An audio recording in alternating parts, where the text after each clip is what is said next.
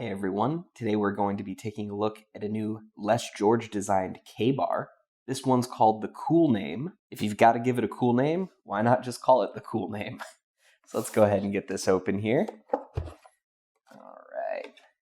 And it will most likely immediately catch your eye with that crazy handle. I know it caught mine. And I think that that's really what it's designed for. In this current market, there's a lot of options out there, so you do have to make your knife stand out.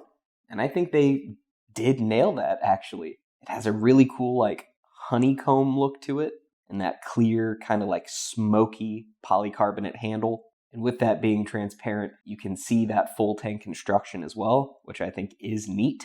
I will say the handle is a little bit smooth and slick, so I know it's not going to be everybody's cup of tea, visually or texture-wise. Like, don't get me wrong, it's still solid. That's not going to rip out of your hand, especially if you've got really grippy gloves. But if I was going to pick this up, I'd probably like sandblast it, which of course would take away from that transparency, but it might just be a texture that I'd like a little bit more. But now let's talk about the blade itself. As you can see, that shape is a very Les George designed shape.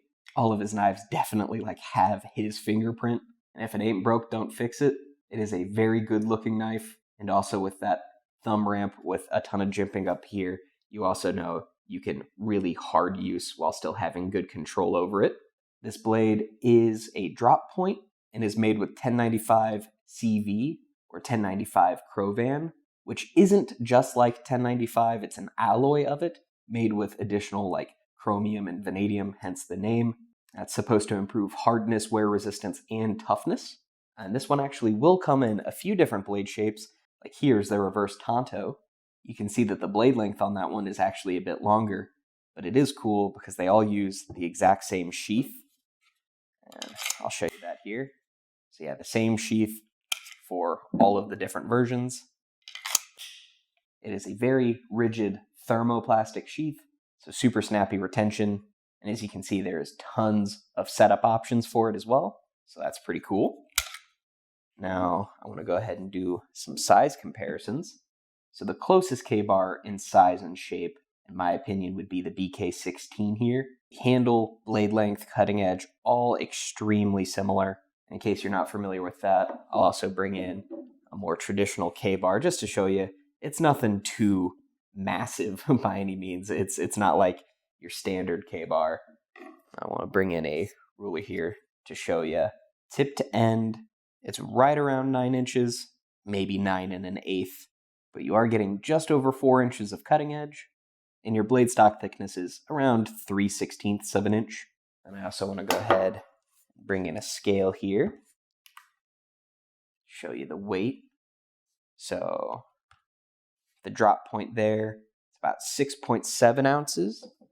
And that sheath is about 2.75. I'm curious what the weight is here. Okay, similar, a little under 6.7. So this was a pretty cool one. It's definitely interesting. I know the handles are definitely going to be the big talking point of this model for sure. I'd love to know your thoughts on them.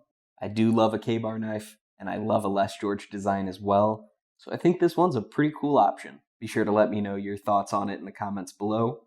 And as always, if you want to read even more about it or pick up one for yourself, there are links in the description box down below.